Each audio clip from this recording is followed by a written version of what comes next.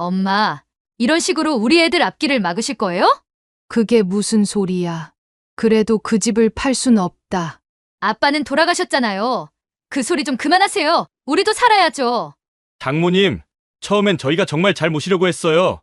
근데 그렇게까지 재산을 꽁꽁 숨기셔야겠어요? 엄마가 할머니면 이렇게 매정하게 굴 순 없어요. 엄마만 그 집 팔면 애들 유학도 보낼 수 있잖아요. 미선아, 그러지 마라. 됐어요. 친구 집에 가시든 요양원을 가시든 알아서 하세요. 우리한텐 엄마보다 돈이 더 필요해요. 귀찮게 하지 말고 나가세요.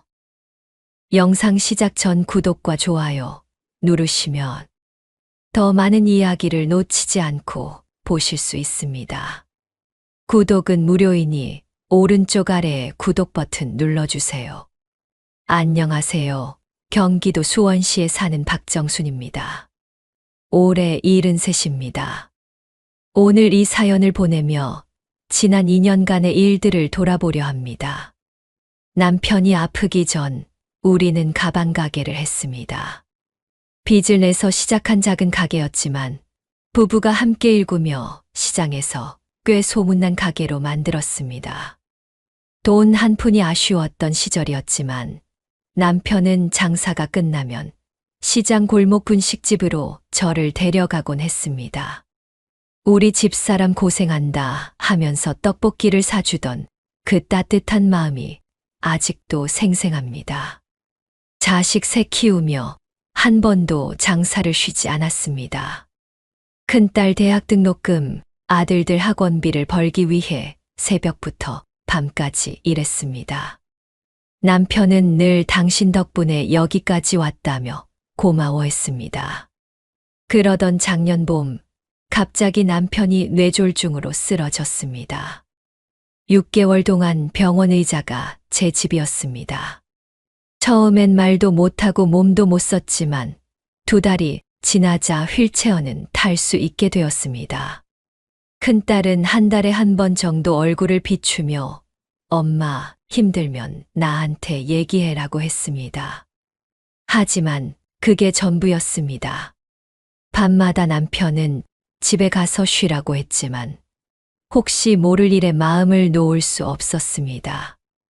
6개월이 지난 어느 날 갑자기 상태가 나빠져 중환자실로 옮겼습니다. 그날 밤 남편은 또렷한 목소리로 마지막 말을 남겼습니다. 통장에 비상금 넣어뒀으니 당신 인생 살아. 절대 자식들 주지 말고. 그렇게 남편은 조용히 눈을 감았습니다. 긴 시간 함께한 우리의 가게도 추억도 이제는 모두 저 혼자만의 것이 되었습니다. 장례식장은 처음부터 싸늘했습니다. 사위가 조문객이 돌아간 틈을 타 제게 다가왔습니다. 장모님, 보험금은 얼마나 될까요? 장례 비용도 꽤 들어갈 텐데. 아직 확실히는 모르겠네. 제가 한번 알아볼까요? 장모님께서는 정신이 없으시잖아요. 정신없이 바쁜 와중에도 이상한 낌새를 느꼈지만 그때는 그저 그런가 보다 했습니다. 장례를 치르고 큰딸이 제 손을 잡았습니다. 엄마, 이제 우리 집으로 가요. 엄마 혼자 계시면 아빠도 걱정하실 거예요. 글쎄다. 내가 너희한테 가도 될까? 엄마, 무슨 소리예요? 당연히 우리가 모셔야죠. 그동안 고생하셨는데 이제는 편하게 쉬세요. 그 말에 저는 고개를 끄덕였습니다. 이삿짐을 정리하는 날 사위가 먼저 나섰습니다. 장모님, 짐이 많으시네요. 저희 집은 좀 좁아서 필요한 것만 가져가시죠. 이건 다 추억이 있는 거라. 새 출발하시는 건데 옛날 물건들은 다 정리하시는 게 어떠세요? 그렇게 남편과 함께 모은 살림살이 대부분을 정리하고 제 방에 둘 옷까지만 챙겼습니다.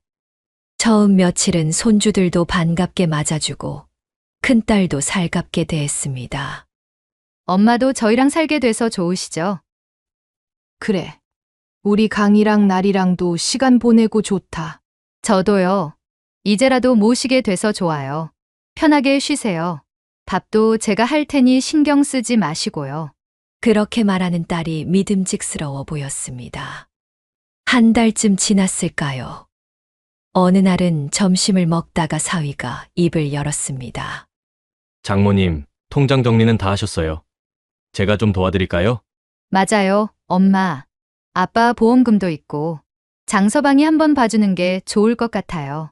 그때 남편의 마지막 말이 떠올랐습니다. 자식들 주지 말고 당신 인생 살아야 하오. 아직 정신이 없어서 나중에 천천히 할게. 장모님, 너무 미루시면 안 돼요. 빨리 정리하셔야죠. 그날 이후로 사위의 눈빛이 달라지기 시작했습니다. 식사 때마다 던지는 돈 얘기, 통장 얘기. 그리고 점점 차가워지는 딸의 태도가 불안하게 느껴졌습니다. 2달이 지나자 딸 부부의 태도가 확연히 달라졌습니다. 아침부터 저녁까지 집안일을 제게 맡기더니 끼니조차 제때 챙겨주지 않았습니다. 장모님, 저희가 맞벌이라 바빠서 집안일 좀 부탁드릴게요. 알았네래.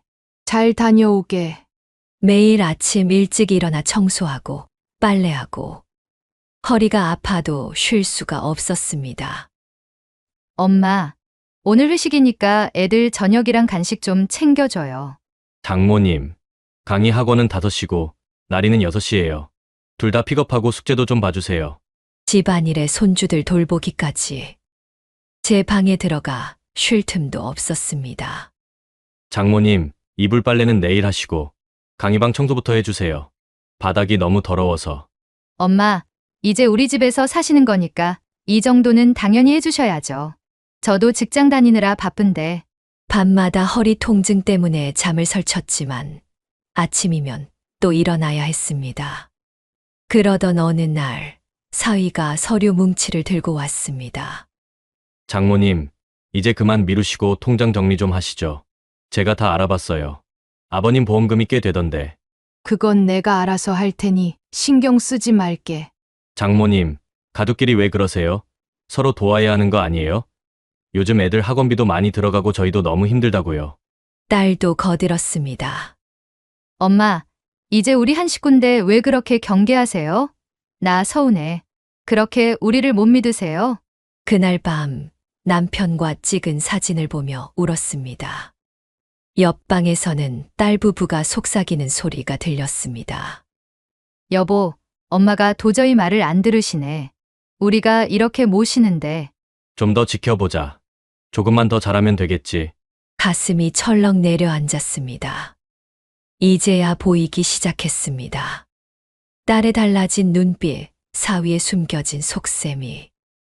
그 무렵 학원비가 부족하다던 딸 부부가 비싼 외제차를 몰고 왔습니다. 주차장에 들어오는 새 차를 보는 제 마음이 복잡했습니다. 엄마, 어때요? 장서방 회사에서 승진했거든요. 승진 기념으로 차 한 대 바꿨어요.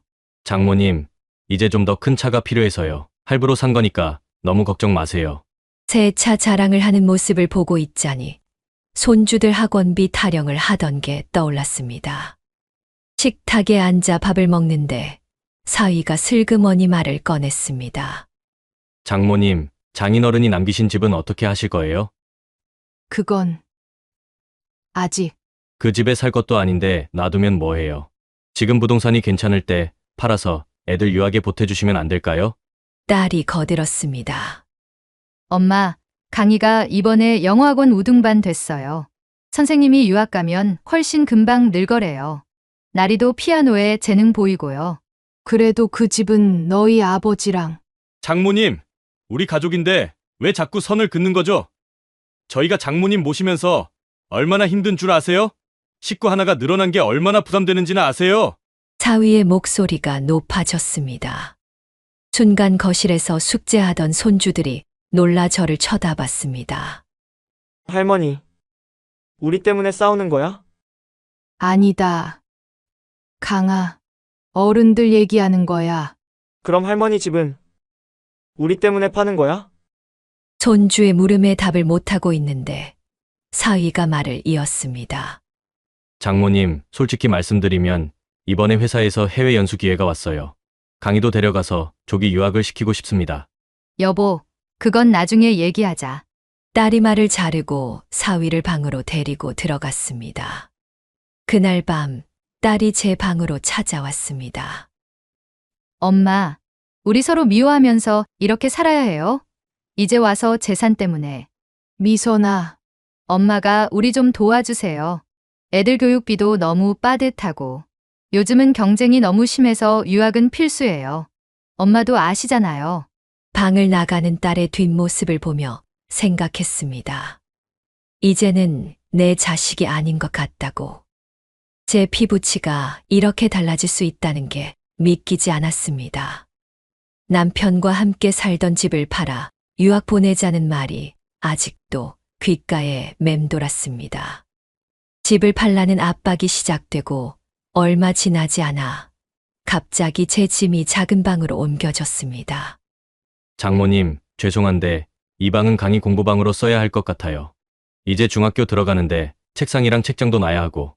작은 방은 물건 창고로 쓰던 곳이라 곰팡이 냄새가 났습니다.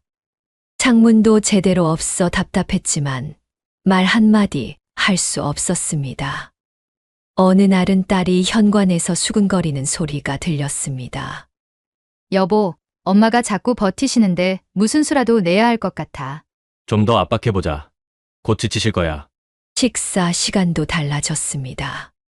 장모님, 저희는 식사했어요. 엄마, 나 먼저 출근할게. 혼자 차려 먹는 밥이 목에 걸렸습니다.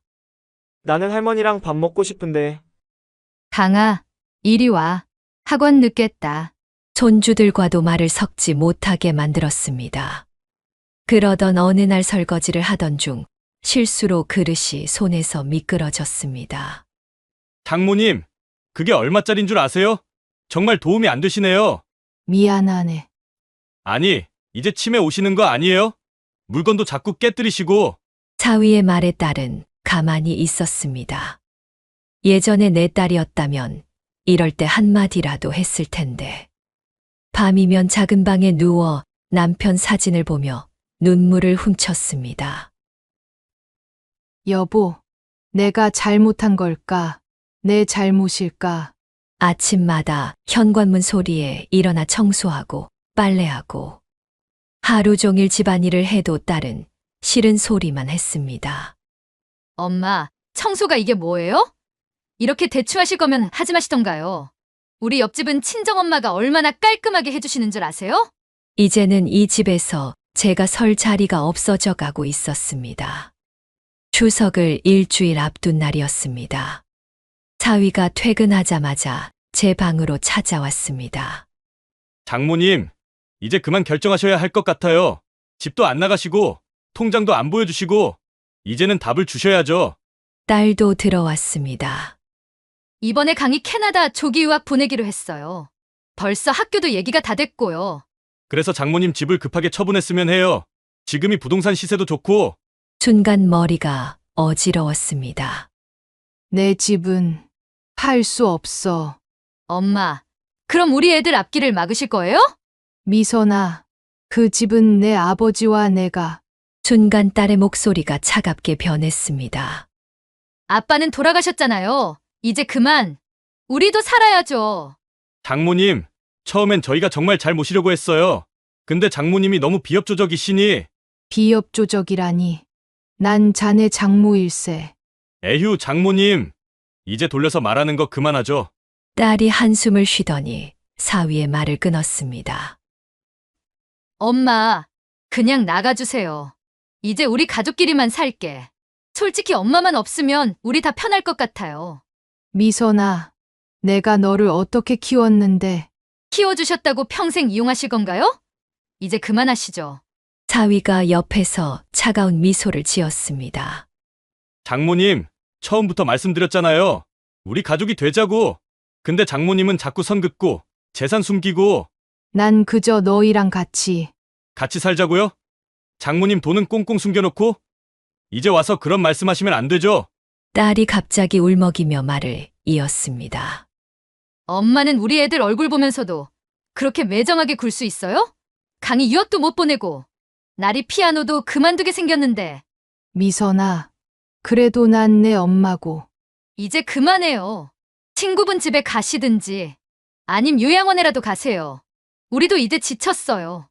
여보, 이왕 이렇게 된 거 확실히 하자. 장모님, 지금 당장 나가주세요. 짐은 내일 보내드릴게요.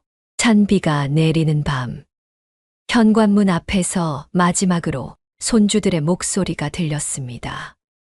할머니, 어디 가? 나리야, 나리야, 들어와. 할머니는 이제 여기 안 계실 거야. 우리끼리만 살자.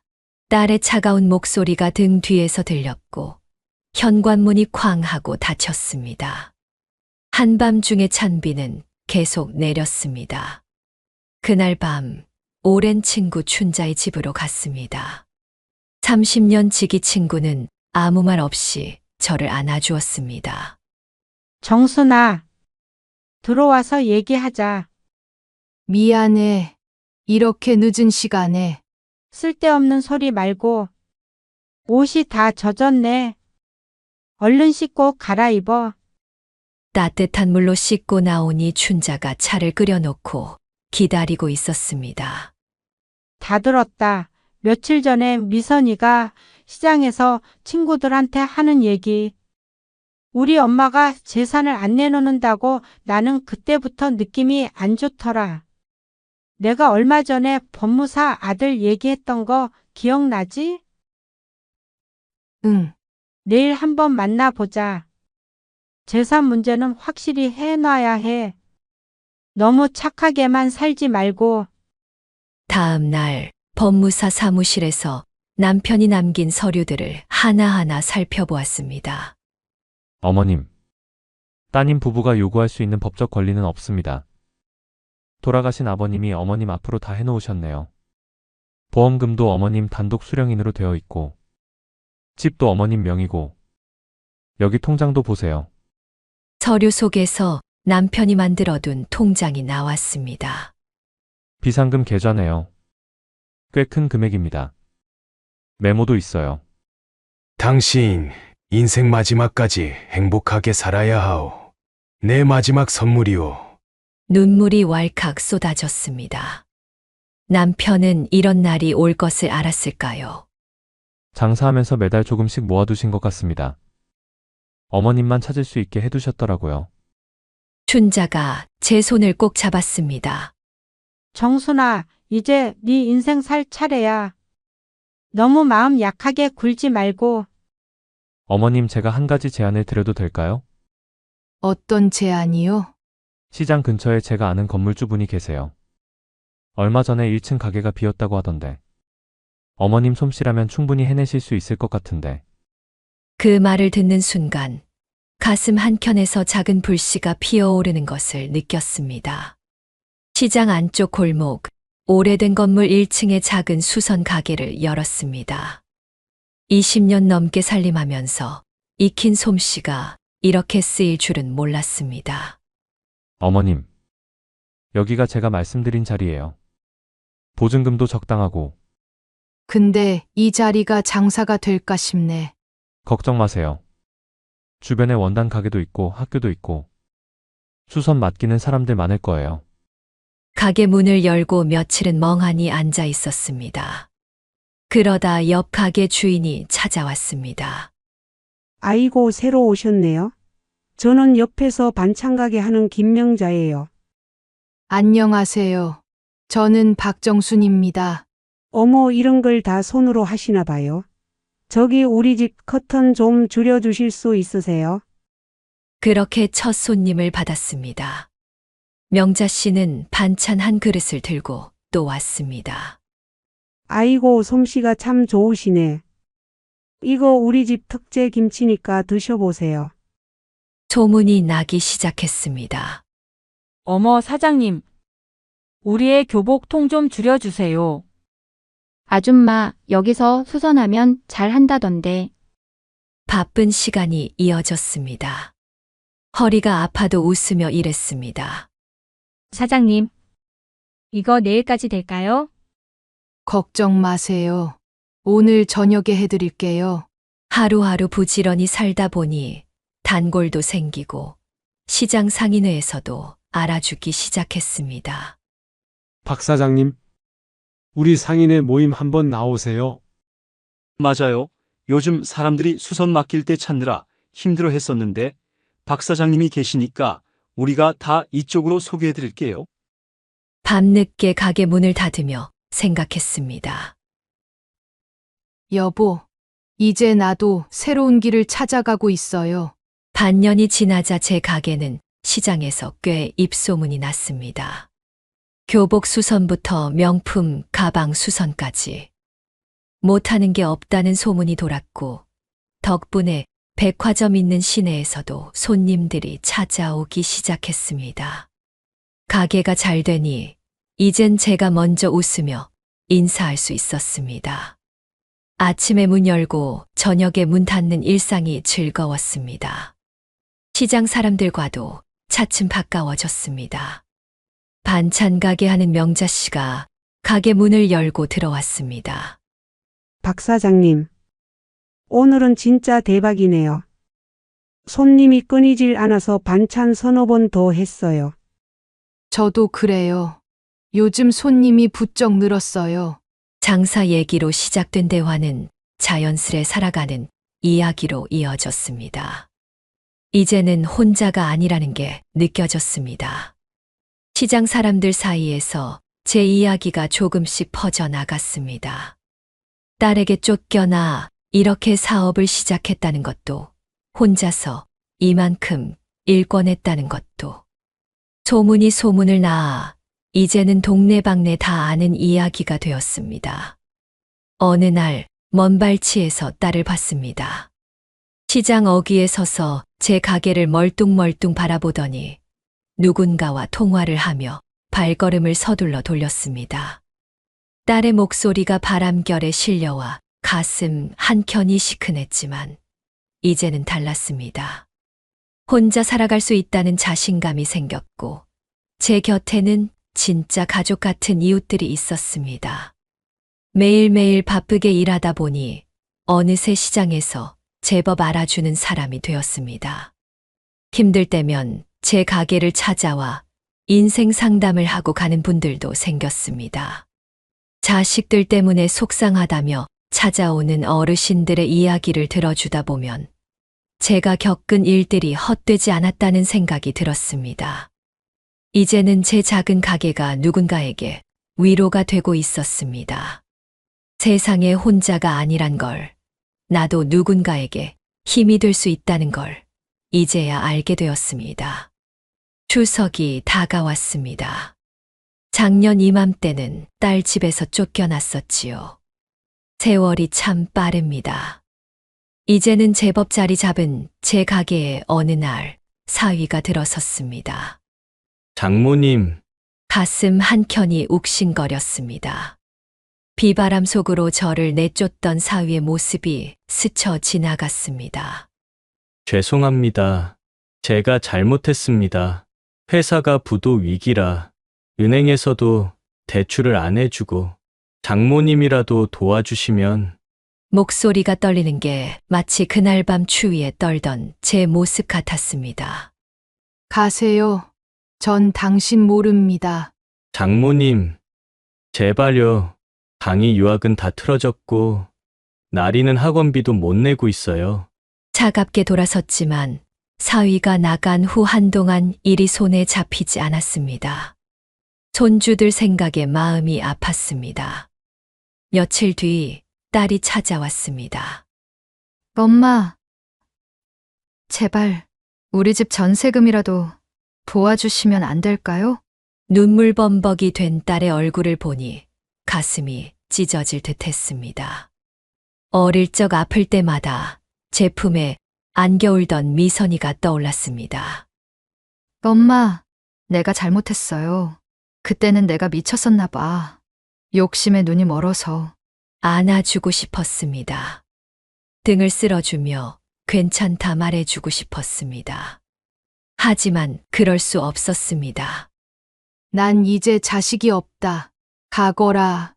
엄마, 제발, 나 엄마 딸이잖아요. 내 딸이었다면 친엄마를 그렇게 내쫓진 않았겠지. 돌아서는 딸의 뒷모습을 보며 눈물이 왈칵 쏟아졌습니다. 시장 바닥에 떨어지는 눈물을 보며 생각했습니다. 이제는 울지 않을 거라고. 사람이 무서워서도 서러워서도 아닙니다. 밤이면 남편 사진을 보며 중얼거렸습니다. 여보, 우리 딸을 어떻게 해야 하나요? 미선이를 보면 가슴이 미어지는데, 그래도 이제는 제가 제 삶을 살아야겠죠. 이게 우리 딸을 위한 건 맞겠죠? 가끔 시장 골목에서 멀리 딸을 봅니다. 예전에 당당하던 모습은 온데간데 없고 고개를 푹 숙이고 다니는 모습이 안쓰럽기도 합니다. 하지만 이게 딸을 위한 진짜 사랑일지도 모릅니다. 돈으로 사람을 판단하고 부모를 내쫓을 수 있다고 생각한 딸에게 이것보다 더 큰 교훈이 있을까요? 그래도 가장 아픈 건 역시 제 마음입니다. 하지만 이제는 당당합니다. 세상은 혼자 살아도 굴하지 않는 제 모습을 보게 될 테니까요. 돈보다 소중한 게 뭔지 딸도 언젠간 깨닫겠죠. 이제 저는 자식 잃은 이 가슴도 달랠 겸 하루하루 제 삶을 살아가려 합니다. 응원해 주세요.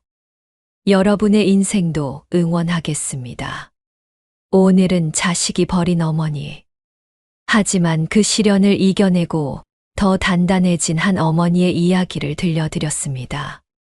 우리 주변에는 이런 아픔을 겪고 계신 어르신들이 많습니다.